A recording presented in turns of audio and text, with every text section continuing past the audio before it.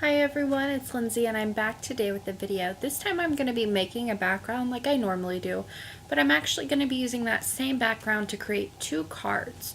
So I'm starting out with an A2 sized white cardstock panel here. And I'm also using the Market Stand stamp set from Craft and Desert Divas that was released this past month. And in it has all of these tiny little vegetables. There's actually two sizes of each vegetable, a larger one and then a smaller one. I'm using the larger ones, I believe, on this card, and I've got them all loaded up onto acrylic blocks, and I'm just switching them around and stamping them with Memento Tuxedo Black ink to create my background. Now I am just going about this, doing these very random, stamping them different directions here and there to really make up a pattern paper of my own. I literally work out of a closet. It's a coat closet that we have made into kind of an office for myself, so I don't have a whole lot of extra space. So pattern paper is not something I use a lot, so I don't store it. I make my own whenever I want to use it. And this is just one of the ways I do that.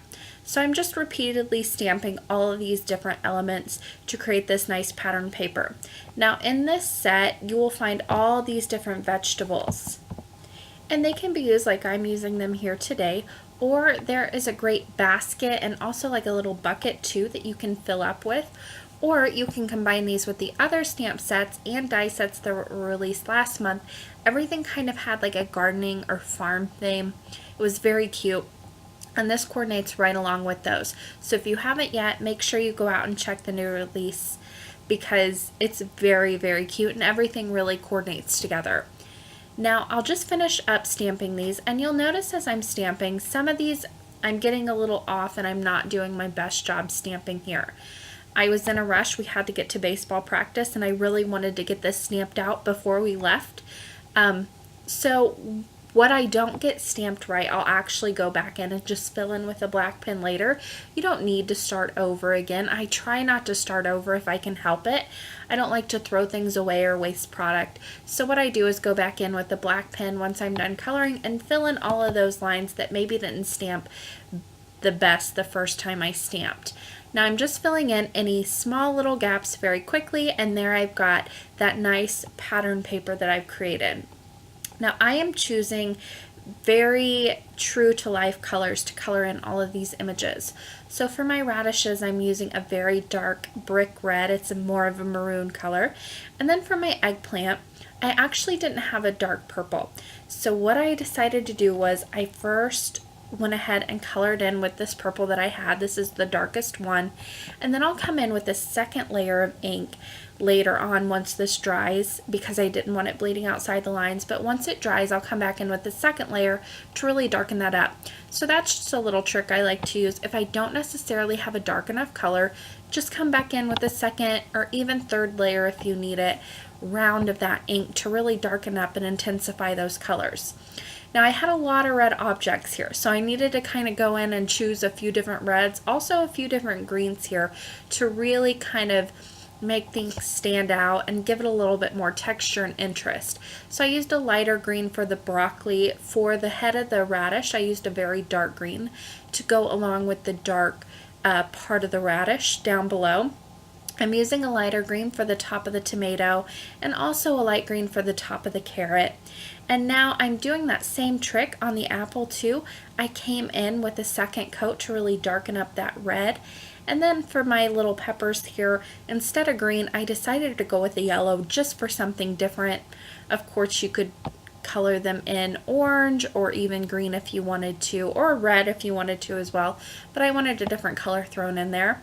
Using some browns on the stems of the apple, and here's where I go back in with that second coat of that purple just to really darken up those eggplants and give them a darker, more rich purple.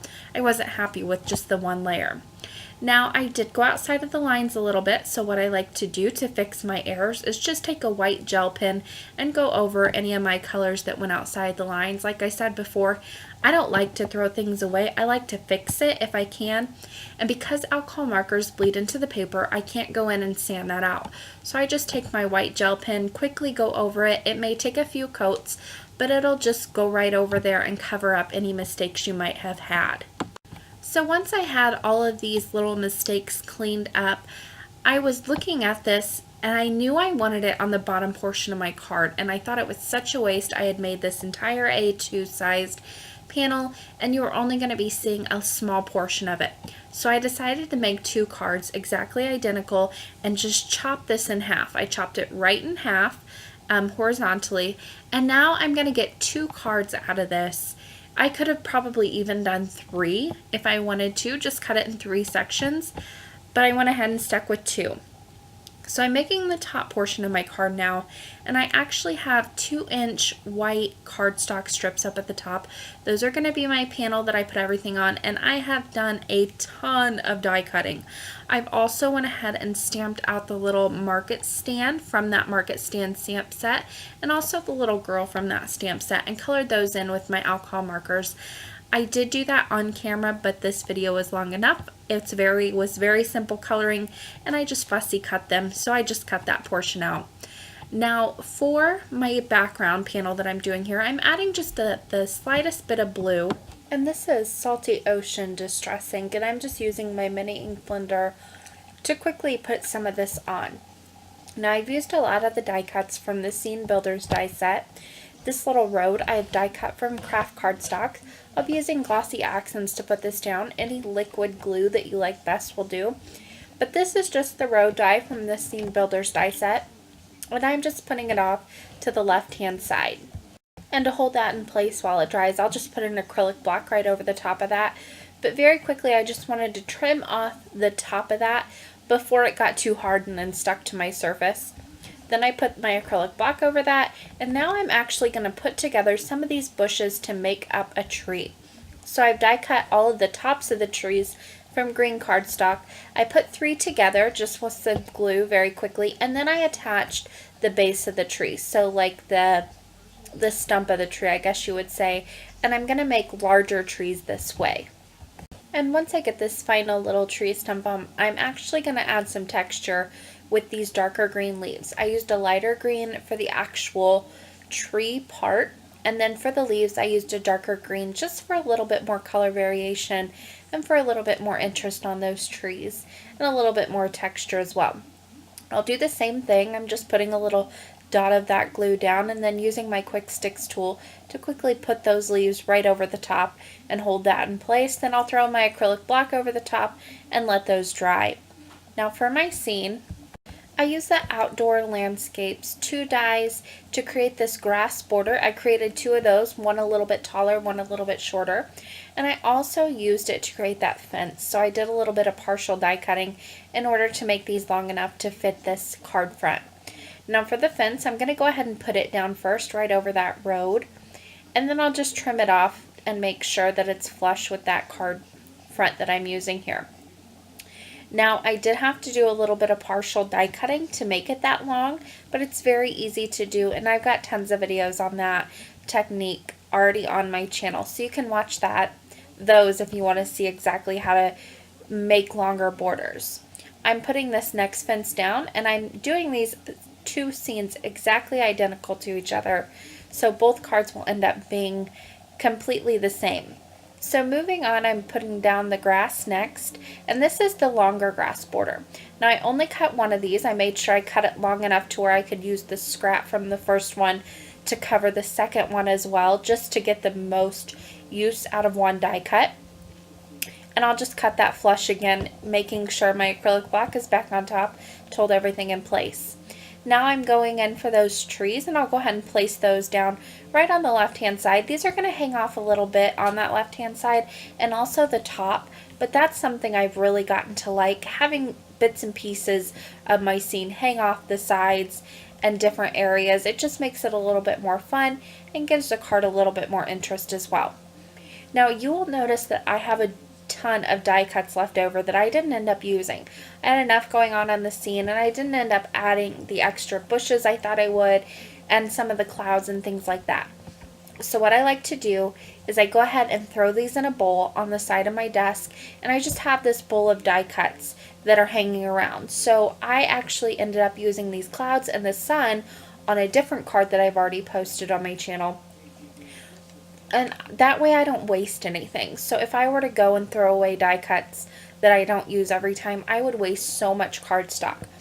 So I just leave them hanging around on my desk, and then whenever I go to make a scene the next time, I've got them ready to go, so I don't have to do any more die cutting, and I don't waste any product.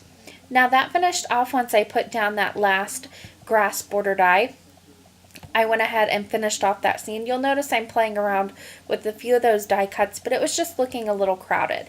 So before you make any commitments, you can always play around like I'm doing here. Just place them here or there. If you don't like them, you can just remove them. Now for my little girl, I went ahead and popped her up with some fun foam and double-sided adhesive and made her the center portion of that scene on the top. And that finished off the top of the cards. So it was time to put everything together. So like I said before, I went ahead and just cut that background in half that I made. I put some double-sided adhesive on it, and I attached both of those to A2 side folding card bases horizontally. I attached those right on the bottom, and then I used the Stitch Scallops die set from Craft and Desert Divas, and I just die cut a piece of craft cardstock to put right underneath that scene. I tried it without this piece, and I decided it needed just a little bit of separation from that border, so I went ahead and added that nice scalloped edge on the bottom. And because the stitching on all the dies matches, I didn't have to go in search of matching stitching or anything like that. It makes it so easy to just pull in pieces at the very end. Now to finish this off, I just used some fun foam and double-sided adhesive on the back of both of those top scenes, and I'll just place those on the top of the card. I didn't add any sentiments. I'm going to leave these blank, so whenever I need a card, I can just pull these out, stamp a sentiment on that I need, and go.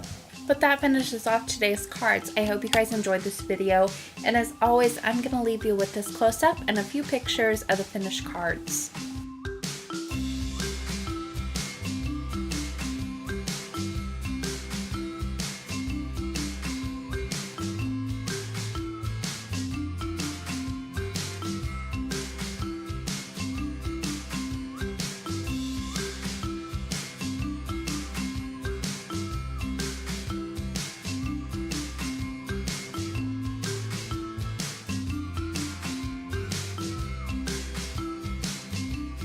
On the left side of your screen, you'll see a few different links you can click on. The top will take you to a video that you might enjoy watching next. The bottom left will take you to the supply list for this card, and the bottom right will subscribe you to my channel. Thank you guys so much for watching, and happy crafting!